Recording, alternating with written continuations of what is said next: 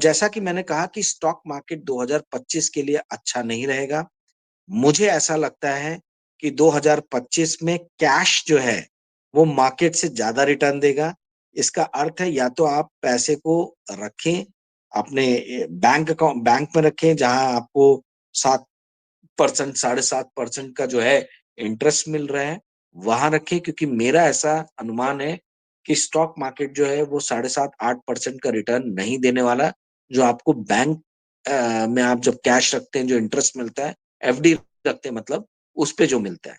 तो मेरा ये मानना है कि 2025 जो है ये रिटर्न ऑन कैपिटल का वक्त नहीं है, रिटर्न ऑफ कैपिटल का वक्त है। ठीक है, तो आपका कैपिटल जो है वो रिटर्न हो जाए सही सलामत तरीके से, वो बहुत अहम है। मार्केट, स्टॉक मार्केट इस साल नेगेटिव रिटर्न भी दे सकता है, या 4-5%, 6% का रिटर्न देगा एट द मैक्स, नहीं तो नेगेटिव रिटर्न देगा। ये मेरा अनुमान है।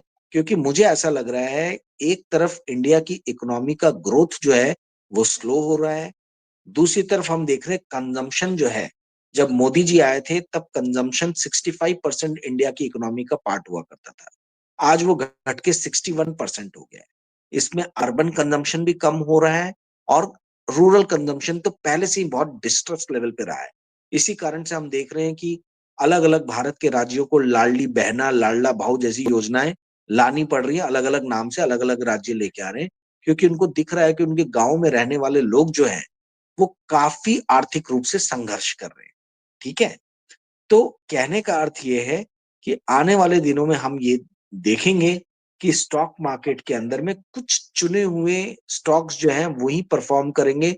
ओवरऑल मार्केट कुछ बहुत अच्छा परफॉर्म करता हुआ नजर नहीं आएगा, क्योंकि इंडियन मार्केट बहुत ज्यादा एक्सपेंसिव है, number one. Number two, Indian market से सस्ते कई सारे ऑप्शंस इन्वेस्टर्स को बाहर दिख रहे हैं।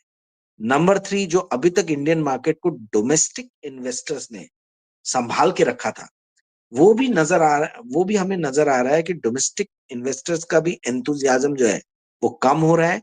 क्योंकि गोल्ड ने 30% रिटर्न इस साल दिया है, वही स्टॉक मार्केट का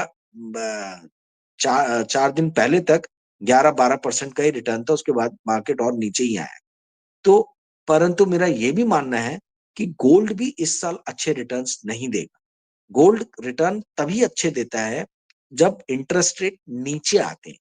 मेरा अनुमान ऐसा है कि सेंट्रल बैंक्स को बहुत संघर्ष, कठिनाई करनी पड़ेगी इंटरेस्ट रेट को नीचे लाने के लिए।